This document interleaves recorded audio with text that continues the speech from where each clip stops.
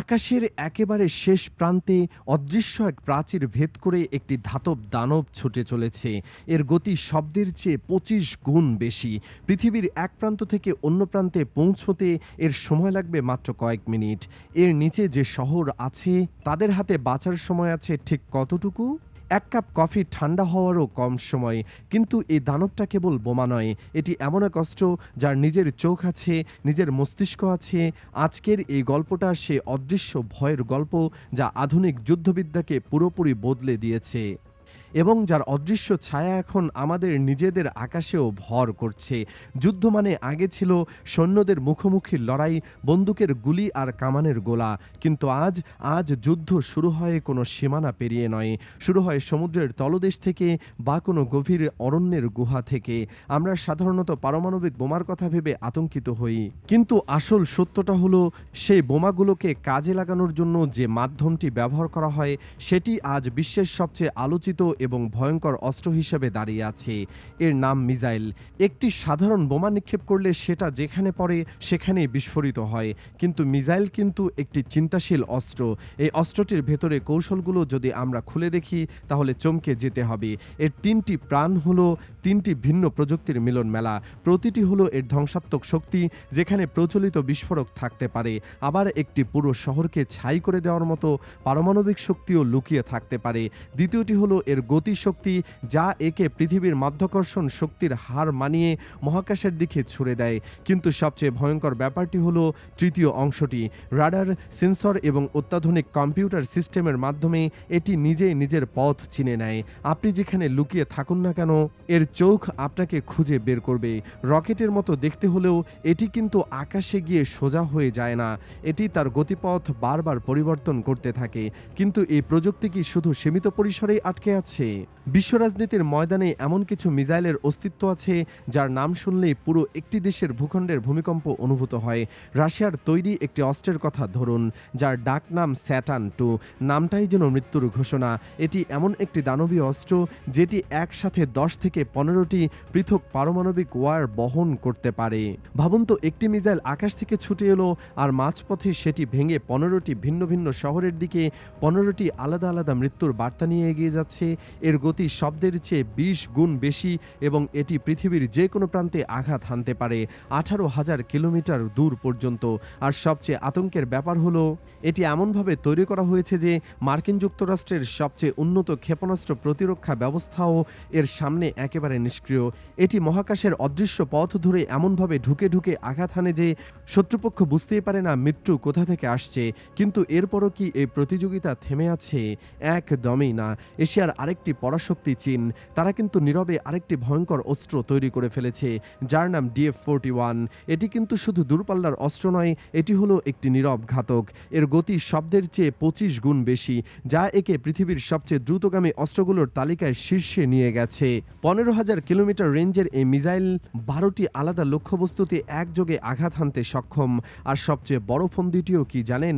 এটি কোনো নির্দিষ্ট স্থান থেকে ছোড়া যায় না। একটি বিশাল ট্রাকের উপর বসানো থাকে এর লঞ্চার, অর্থাৎ শত্রুর স্যাটেলাইট যখন ভাববে মিসাইলটি কোথায়, ততক্ষণে ট্রাকটি গভীর পাহাড়ের গুহায় লুকিয়ে নিজের অবস্থান পরিবর্তন করে ফেলবে। আধুনিক যুদ্ধে লুকিয়ে থাকাটাই হলো সবচেয়ে বড় হাতিয়ার। এই দুটি অস্ত্র নিয়ে বিশ্ব আজ স্নায়ুযুদ্ধে লিপ্ত। কিন্তু এই বৈশ্বিক হাড় কাঁপানো প্রতিযোগিতার মাঝে আমাদের অবস্থানটা কি? বিশ্ব রাজনীতির এই ঠান্ডা যুদ্ধের বাস্তবতা অত্যন্ত নির্মম। যেসব দেশের নিজস্ব প্রতিরক্ষা প্রযুক্তি নেই, তারা আন্তর্জাতিক মঞ্চে মূলত কথা বলার অধিকারটুকু হারিয়ে ফেলে।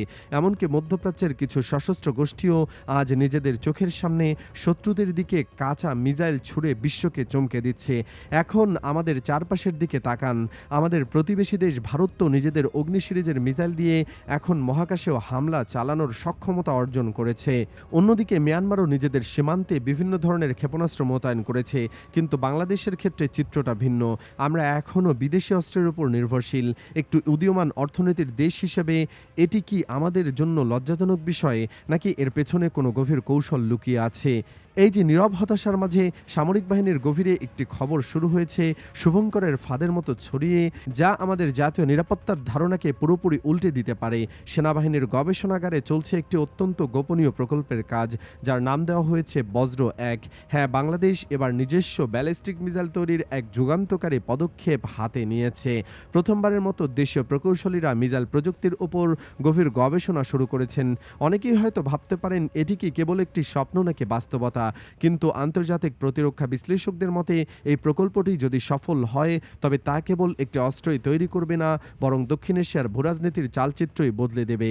আগামী কয়েক বছরের মধ্যে আমরা হয়তো দেখতে পাব স্বদেশি প্রযুক্তিতে তৈরি একটি মিসাইল আকাশ ভেদ করে উড়ে যাচ্ছে। কিন্তু একটি দেশের জন্য মিসাইল তৈরি করা মানে শুধু লোহা আর আগুন জমা করা নয়, এর পেছনে লাগে দশকের পর দশক ধরে ধারাবাহিক গবেষণা, অকাট্য অর্থনৈতিক সামর্থ্য আর সবচেয়ে বেশি লাগে রাজনৈতিক ইচ্ছাশক্তির। বজ্র-1 প্রজেক্ট শুধু একটি অস্ত্র তৈরির প্রকল্প নয়। যখন একটি দেশ বিদেশি অস্ত্র কেনে, তখন সে মূলত নিজের নিরাপত্তার চাবিকাঠি অন্যের হাতে তুলে দেয়। যুদ্ধ শুরু হলে বা আন্তর্জাতিক চাপে সেই দেশ যে কোনো মুহূর্তে অস্ত্রের যোগান বন্ধ করে দিতে পারে। কিন্তু যখন নিজস্ব অস্ত্র থাকে, তখন শত্রুর মস্তিষ্কে প্রথম যে ভয়টা কাজ করে সেটাই হলো আসল প্রতিরক্ষা। বজ্র-1 মাধ্যমে বাংলাদেশ ঠিক সেই মানসিকতা প্রতিপন্ন করতে চাইছে। আমাদের প্রতিবেশীরা যে কোনো আগ্রাসী মনোভাবের নিয়ে এগিয়ে আসার আগেই তাদের মনে একটা কড়া বার্তা পৌঁছে দেওয়া যে বাংলাদেশ এখন আর অসহায় নয়। আধুনিক যুদ্ধবিদ্যা বলে, যে দেশ তার শত্রুকে ভয় দেখাতে পারে সে রক্তক্ষয়ী যুদ্ধের প্রয়োজনই হয় না। বজ্র-1 প্রজেক্ট কেবল একটি প্রযুক্তির উন্নয়নই নয়, এটি বাংলাদেশের ভবিষ্যৎ প্রজন্মের জন্য একটি নিরাপদ আকাশ তৈরির লড়াই। কিন্তু এই পথটা কিন্তু একেবারে মসৃণ নয়।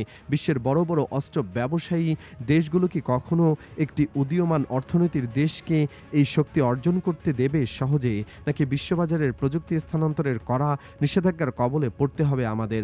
আর এই বজ্র-1 যদি সত্যি বাস্তবায়িত হয় তবে তা দক্ষিণ এশিয়ার ক্ষমতার ভারসাম্যে ঠিক কতটা বড় পরিবর্তন আনবে? আপনার মতে বাংলাদেশের নিজস্ব মিসাইল তৈরির এই সাহসী পদক্ষেপটি কি আমাদের জন্য আশীর্বাদ নাকি নতুন কোনো আন্তর্জাতিক সংঘাতের সূচনা? কমেন্ট সেকশনে আপনার বিশ্লেষণ জানান। আমি প্রতিটি কমেন্ট পড়ছি।